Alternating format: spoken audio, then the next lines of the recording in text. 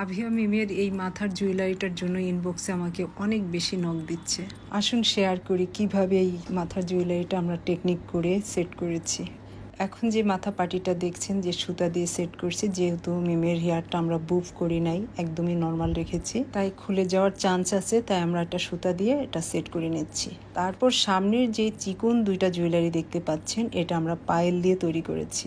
এটা জাস্ট একটু টেকনিক করে নিজেদের কেরামতি দিয়ে আর কি তৈরি করা। আপনারাও চাইলে নিজেরা এটা তৈরি করতে পারবেন।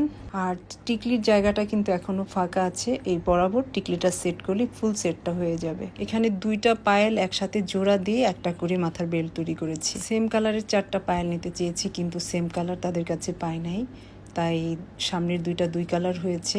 আর মাথা পাটিটা, পিছনের যে মাথা পাটিটা দেখতে পাচ্ছেন, ওইটা জুয়েলারি সেটের সাথেই ছিল। অনেকের কাছে এটা ভালো লাগবে, অনেকের কাছে ভালো লাগবে না, কিন্তু আমার কাছে ভালোই লাগছে। আর হ্যাঁ, মিমের যে ফাইনাল লুকস, যে ফাইনাল ভিডিও, এগুলো আমাদের এখনও হাতে আসে নাই।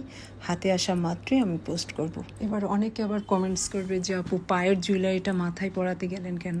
এটা কোনো ইউজ করা পায়েল ছিল না, আমি একদম নতুন কিনে একদম নিউ একটা পায়েল মাথার মধ্যে সেট করেছি।